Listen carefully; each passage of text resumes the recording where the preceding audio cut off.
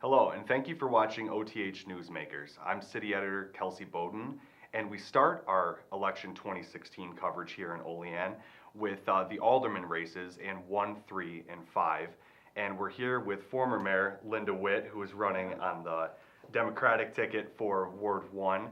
And you've clearly been here before, so welcome back. Thank you. Thank you. And I just want to, what is bringing you back this year?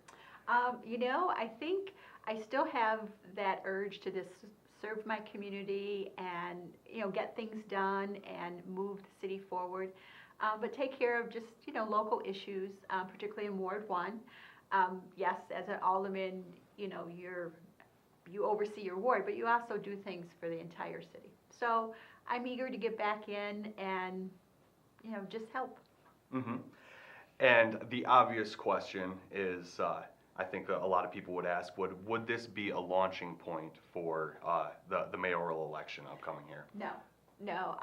Actually, I promised my husband for several reasons. But no, I've already done that, and I enjoyed it. I think we accomplished a lot in my 4 years. But no, I have no intention of running for mayor next year. Right. Now, what are some key issues that you think are upcoming here in your ward and across the city? Okay. Well, going door to door, one of the things I keep hearing about, obviously, is the drug issues we have, especially in the avenues. And I was talking earlier about a couple families that I've met going through the avenues that are actually planning on moving. And it's because of those issues in our avenues. And I just think, as a city, we really need to get on board and do more. Not just the opiates, which is a big issue, and I think we have to have everybody educated about that, but there are so many other drug-related issues, whether it's meth, cocaine, heroin.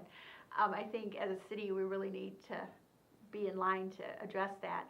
And you see the results. You're losing families because of this one area. One of the other issues is infrastructure. People complaining, and myself seeing, sidewalks. We talk about our walkable downtown, and I'm very proud of that. But we have to make the rest of the city walkable. So I think we need to address those issues. Just overseeing the budget. I was talking to a gentleman, and I was telling him, it's sort of like your home. You build a beautiful home, you have a new roof, but you forget about the electric and the plumbing. Mm-hmm. It's the same with our water and sewer. It's there when you go to the restroom or when you brush your teeth. If you don't have those two things, you're not going to be a very happy camper. So I think we have to look at our infrastructure, but also make it a quality of life. People want to live in a community where they feel safe, where they feel comfortable going out walking or jogging, that they're not going to fall. And I think our Public Works Department does a great job of taking care of things, but we need to give them the tools to be able to, really do the best job they can do. Some of the other things is housing. Those issues haven't changed much. I'm very happy to see that Mayor Alio and the council are following through on the housing committee. But I think we need to really look at, even more into it, because I think that's related to our drug problems. And it has been in the past. I'm not telling you anything that's, people don't know about. So those are pretty much the issues I've been hearing about.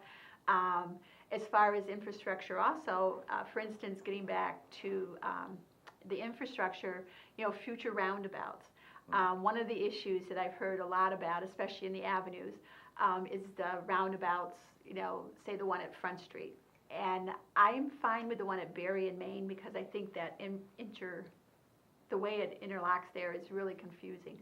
But the one coming off a bridge and coming where 16 comes is a little, I'm not so sure about that.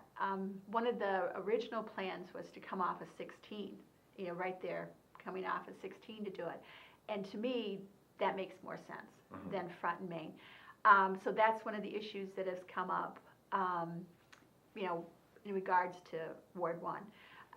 But I think overall, just trying to attract more businesses to our city, We have a lot going on here in Olean, and we just need to keep growing it. I think we have folks that have invested their time in putting a vision together. I just thought I was on the 20-year comprehensive planning board years ago, and I don't think it's been 20 years yet.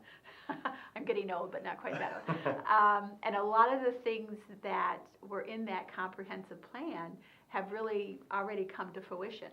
And I think we just need to keep moving. People don't realize that our community basically competes with other communities to get people to come here. One of the things that I love to see, particularly in our neighborhood, we've had an awful lot of young families moving in. And it's so good because you see people retiring, and then you see these young folks, buying a home, and they have little kids, and that's what grows your city and your neighborhoods. And they want to be comfortable, and they want to be safe. We were talking about our fire and police. I was telling you a story about a young man that literally moved from an outlying community into the city because his young child had health issues, and he knew living in the city, the firemen, if they had an issue, would be there in minutes, where when you live outside the city, it takes longer. Mm-hmm. So, there are benefits to being in the city. Not that you don't pay for them, but there are benefits. Right. The North Union Reconstruction project, mm-hmm. that was your baby under your administration, got the ball rolling on that. It's coming to an end now. Mm-hmm. What do you see there? What are you thinking about it now? Looking back, I think I was telling, and people have asked me about it, and I kind of, when I first heard, when Senator Schumer's office called and said, hey, you got the grant money, it was kind of bittersweet because I knew it was a great thing for Olean, and it was the way to go, and it was something that, it was a privilege because we, out of 54 projects that were submitted, only 4 were funded, and we were one of the 4. And so, we were getting some of our tax dollars back, and that's a good thing. But at the same time, I knew I probably wouldn't get reelected, which at the time it was bittersweet. But in the long run, I remember telling a couple of my department heads, when you're an elected official, you're a public servant, you serve the public, but you also, you're not there to be there forever. And you need to focus on what moves your city or county or state forward, and not you. And so I knew sacrificing me meant this was going to happen, and I was okay with that, and I'm still okay with it. There's certain things that I wish could have been done differently, but you could say that about anything. And you will catch me pulling a weed here now and then when I take a walk with my husband. But overall, I think it's going to be beautiful.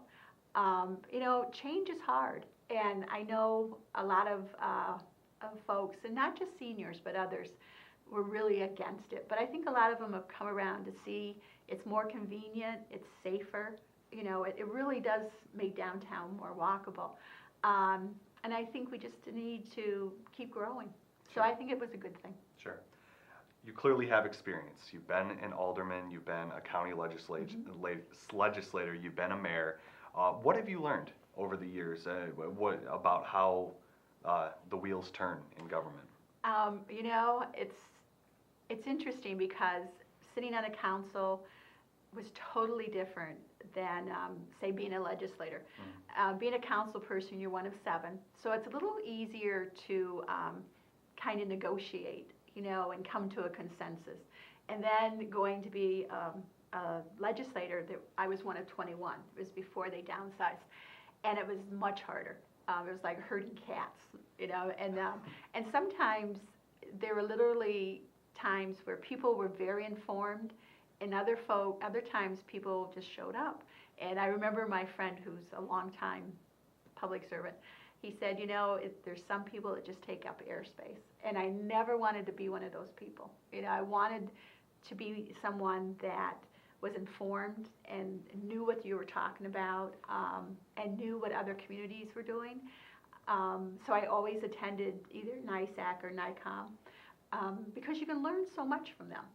They can tell you, don't do this because it didn't work, or if you go this way, this is the way to go. It's just networking. But I think the biggest thing is whatever position you're in, you're there to serve the public. You know, it's not about you. And I think as long as you keep that in mind, and you're just there to do the best possible job for everybody, and, you know, it's sort of like being a parent. You know, it's like sometimes you're going to have to say no, and your kid might not like you for a day or two, but they get over it. So that's the way I look at it. Sure. So I think, and I think part of it is just being a mom and being a nurse. You know, I feel comfortable taking care of people and things, and I love my community, you know, and I love serving it, and I miss serving it. So that's why I'm running. Right. Okay. And I think that does it. We'd like to invite you to read the election 2016 coverage in the print edition of the Times-Herald, as well as oleantimesherald.com. Follow us on Facebook and follow us on Twitter. And Mrs. Witte, thank you very much for being here. Oh, thank you very much for having me. Yeah.